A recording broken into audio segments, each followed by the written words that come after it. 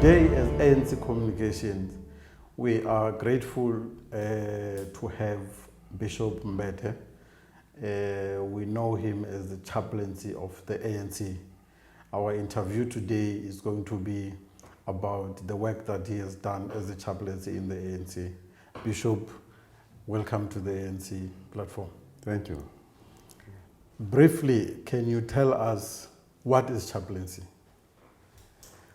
Well, chaplaincy is a spiritual office. It has, I can summarize its focus and work on two areas.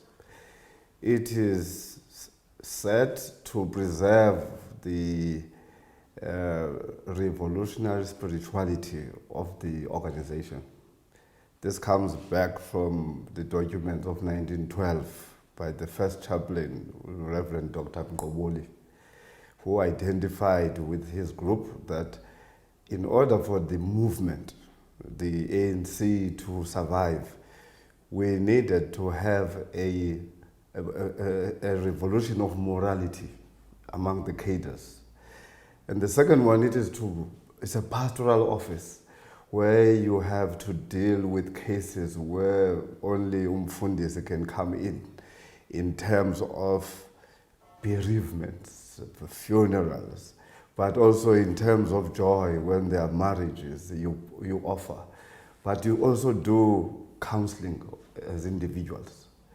That basically is what chaplaincy is all about. It is the same chaplaincy that we will have in the army or in the police department or even at school. It is an office by a reverend. And in this case, it was myself in the Eastern Cape, where you provide spiritual nourishment and support to the organization. In your observation, would you say this service is critically needed in the ANC? Why do we need chaplaincy in the ANC? In my observation, it is very important. I think the first thing is that we are spiritual creatures more before we become otherwise. Everybody, whether you go to church or you don't go to church, it doesn't matter. There is a spiritual hunger that can only be filled by God. It's worse with the African National Congress.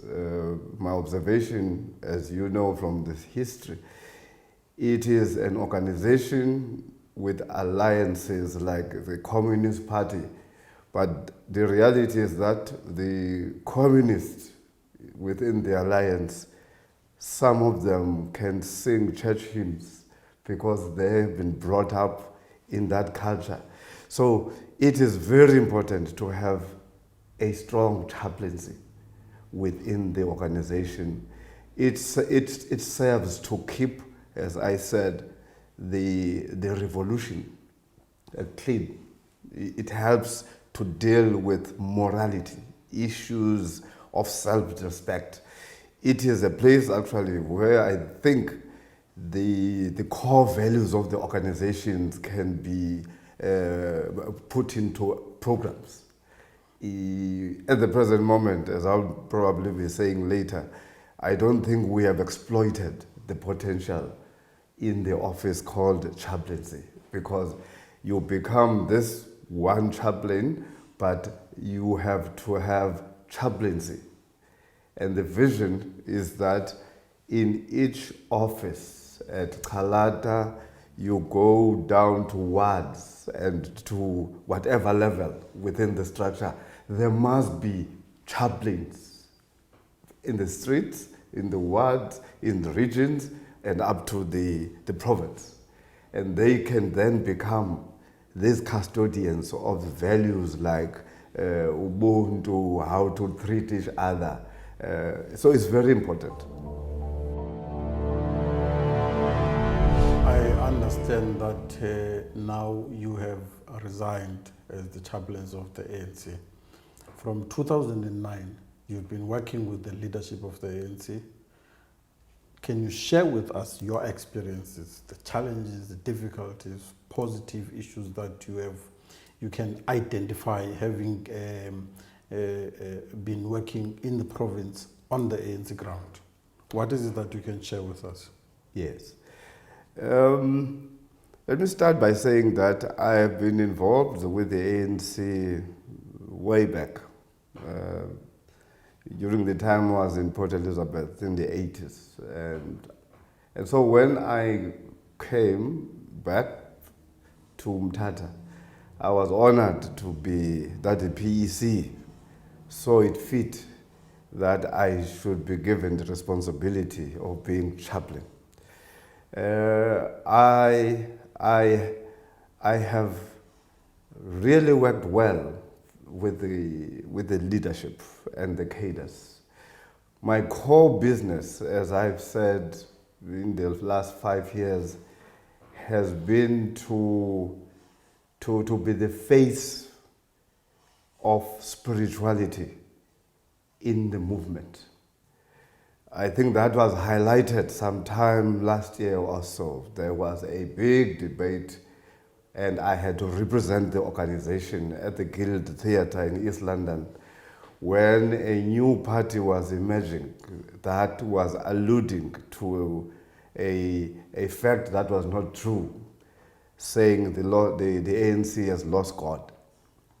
Now, bottom line is that during the last 5 years, I have worked with premiers, I have worked with ANC mayors, I have worked with ordinary members of this organization, and I have good experiences.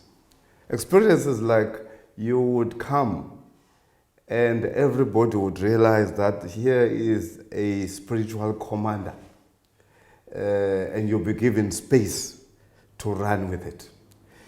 A weakness has always been, which I hope will be rectified, that although chaplaincy is a central necessity, I don't think the organization has a budget around it. Because when I spoke to the secretary, Comrade Mabuyane, I said I would have loved to be able to be free to go to regions and offices of the ANC and meet with individuals, avail myself, talk to them. Because part of the job that I did in a limited way was that I would come to a Chris Hani, for example, region or whatever region, and you would sit with a cadre and you realize that this cadre needs healing, spiritual healing.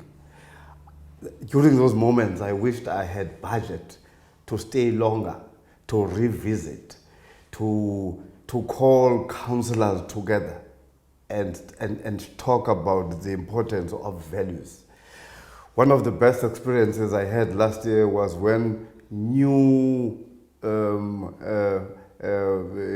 cadres who had been nominated or elected as councillors were brought together from the province to East London. And here they were gathered in one place. And I was given space to help them understand the position that they are in from a spiritual perspective. These are some of the things that I wish I could have done more. Of course, it's a big challenge because you are a minister in the church, and the ANC is seen as a political party. What has helped me throughout has been the understanding that for me the African National Congress could be called a party, but it's a movement that was formed in 1912 for a reason. And this movement is so large that it can encompass everybody. And I have no regrets myself. And the words that you use at the beginning, why I have resigned. It's simple the fact that the Methodist Church has taken a decision at the end of September to call for a moratorium for ministers of the Methodist Church to be chaplains in party politics. I had to comply, regrettable. But personally, I don't think the church is right because I believe that we have in our prayer book every Sunday, we pray for those who are in authority, those who can influence the matters of this world. Now, if you lose grip of people, because politicians have got clout, they make things happen, or they may destroy things. They need somebody or people who can be with them alongside to remind them of their higher calling that can link them with God. And this has been my experience in the last 5 years. ANC is the leader in the society. It leads everywhere.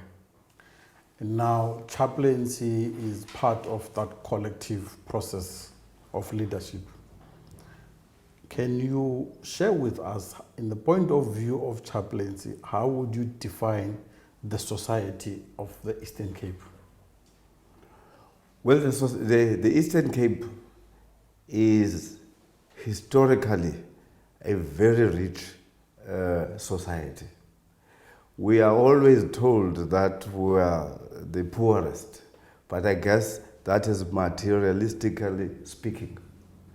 The Eastern Cape has a vast experience and a vast scope of offering to the whole country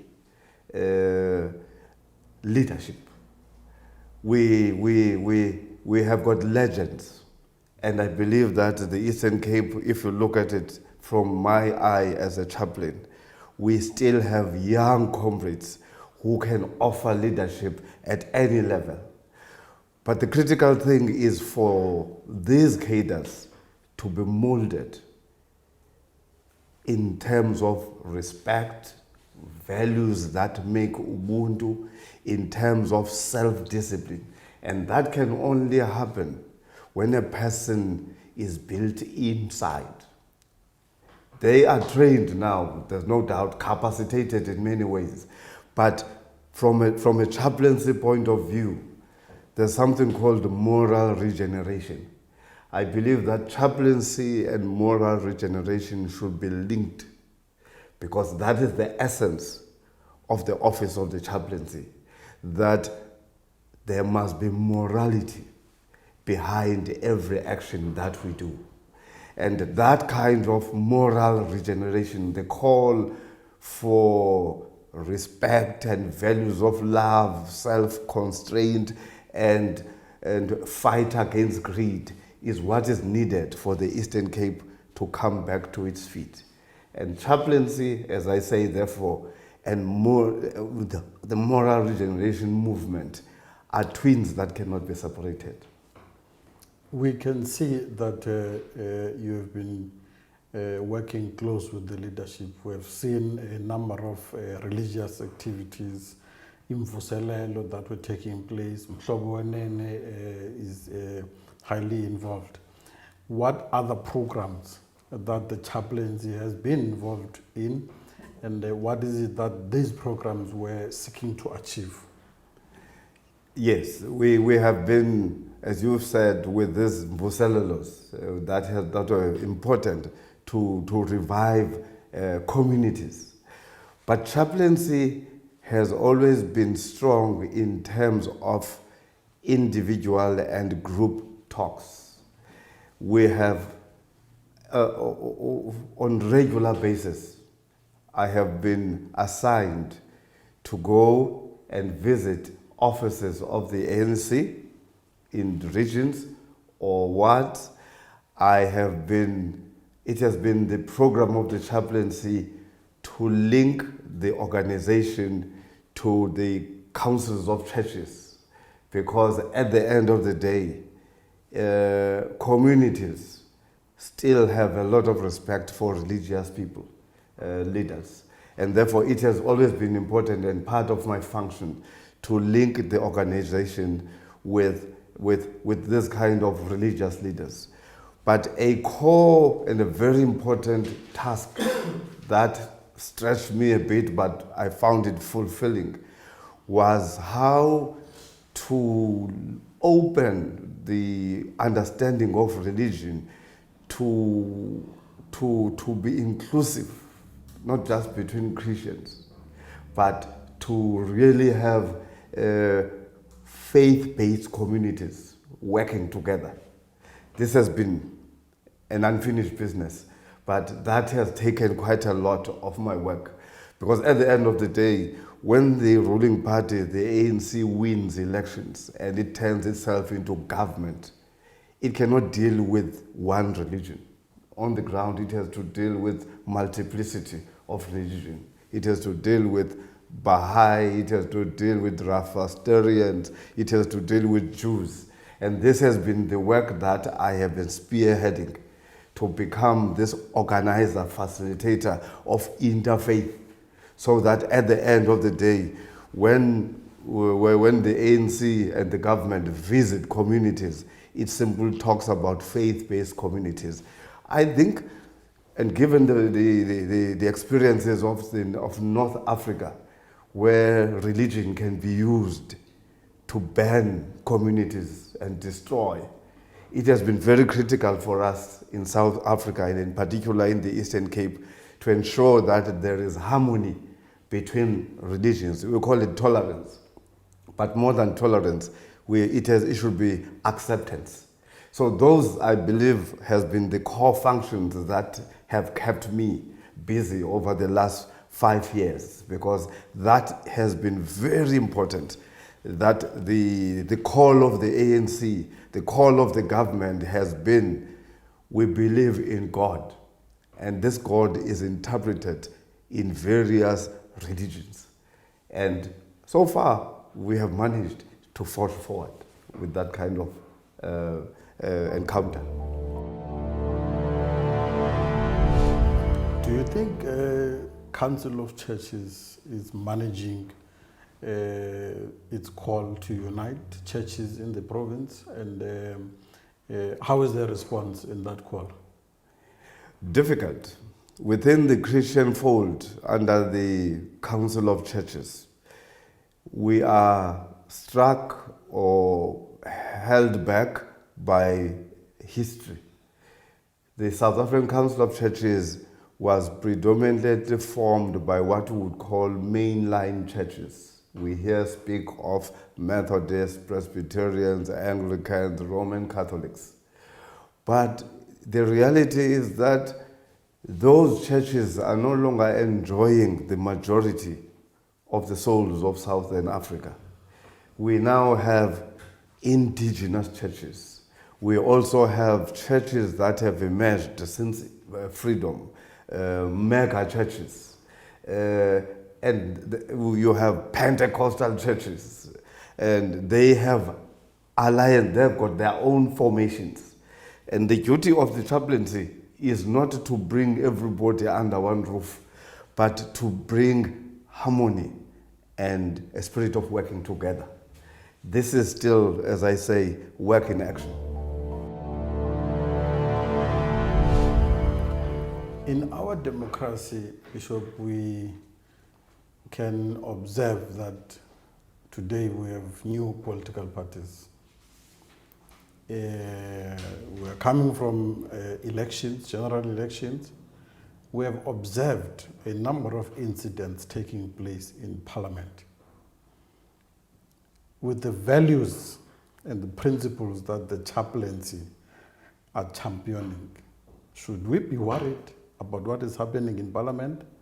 What is your view in your position? What is your view about what is happening in Parliament? How would you want the society to interpret what is happening in Parliament today?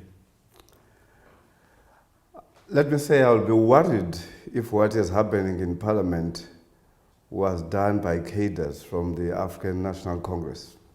especially cadres from the Eastern Cape. I will be worried that my job has been in vain. But looking and judging from what I see through the media, I don't believe that the uproar and the behavior that we see in these places of parliament is created by cadres from the African National Congress. But what worries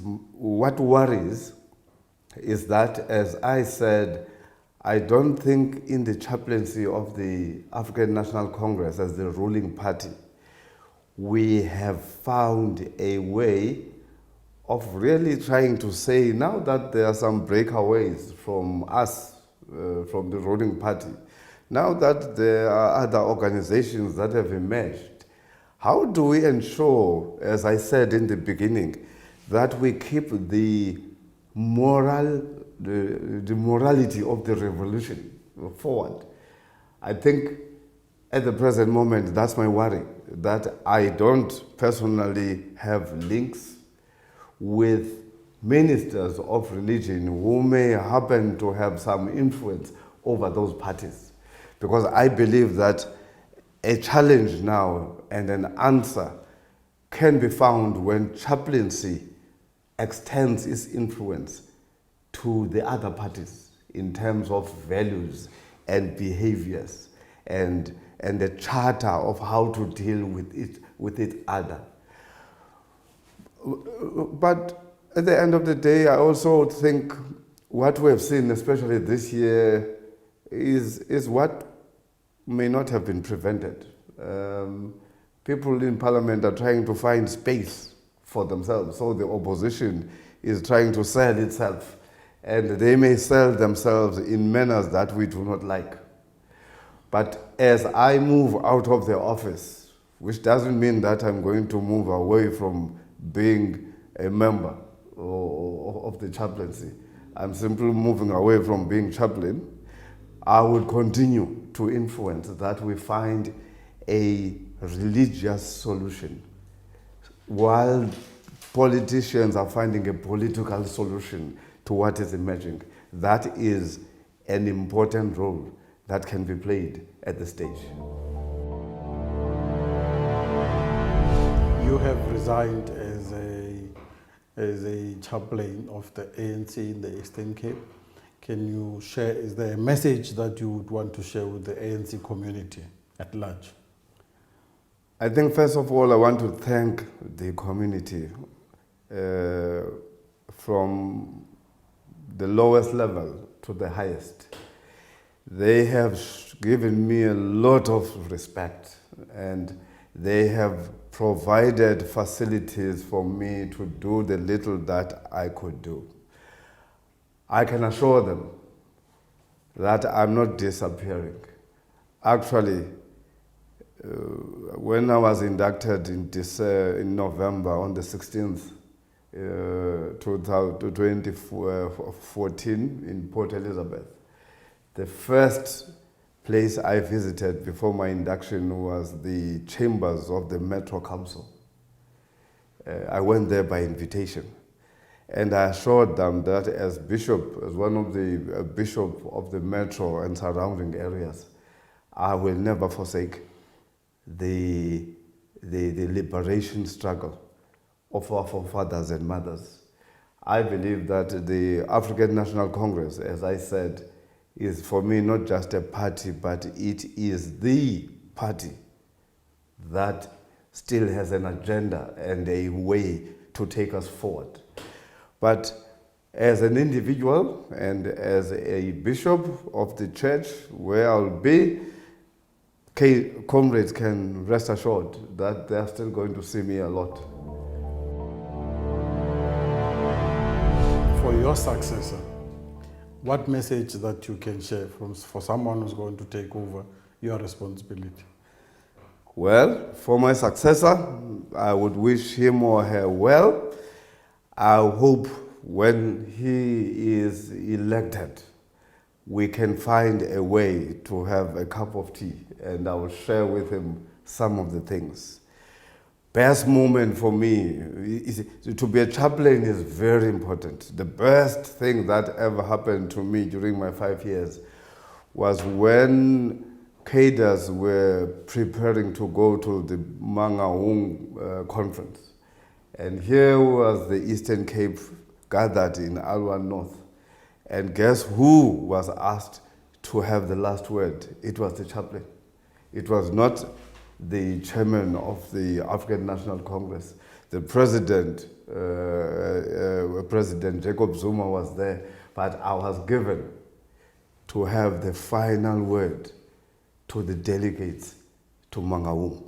And so I would say to my successor, don't compromise your values. Have respect for the cadres, because unless they give you space and they respect you and you respect them, you will not be able to perform your duty. But I wish him or her very well. And he can rest assured I'll be there to support.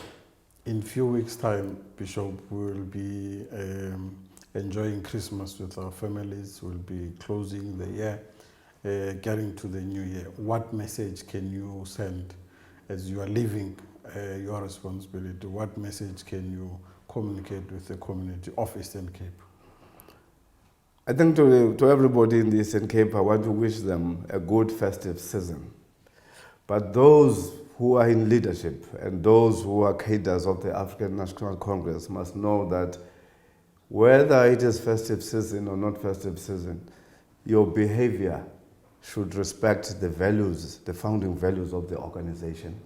And so I believe and I hope that they will be in a position to be leaders even when they are swimming in the oceans of our land.